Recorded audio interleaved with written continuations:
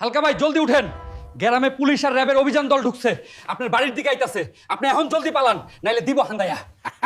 Police RAB এলাকায় ঢুকছে তাতে আমার কি? আমি ঘুমাই ডলারের বিছানায়, ওরা আইলে ওগরে একটা করে বান্ডেল দিয়ে দিমু। আব্বা ডাকতে ডাকতে যাইবো গা। হালকা এলাকার সকল বাড়ির মুরগি চুরি করার দায়ে তোমাকে গ্রেফতার করা হলো। স্যার, আপনারা সবাই একটা করে বান্ডেল লয়ে যান আর আমারে ছাইড়া দেন। বজ্জাতের বজ্জাত, তোর এত বড় সাহস! তুই আমাকে ডলারের লোভ দেখাস?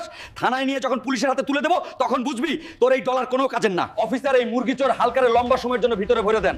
এই বেটা এলাকার সকল বাড়ির মুরগি চুরি করে বিশাল অবৈধ সম্পত্তির মালিক হয়ে গেছে। স্যার, আপনি একদম চিন্তা করবেন না, এই মুরগি চোরা হালকারে আজ ডিম থেরাপি দেবো, তখনও বুঝবে মুরগি চুরি করার কত মজা। কি রে প্রদীপ, আমার তুই ডিম থেরাপি দিবি তাই না?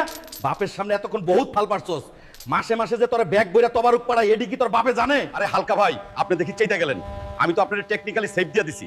স্পেশাল ফোর্সে ধইরা নিয়ে গেলে জিন্দেগি তার বাইরে হইতে পারতেন না। আরে বেটা চেতি নাই, একটু মজা করলাম আর কি তোর লগে। এই ধর, ব্যাগ ভর্তি ডলার আছে,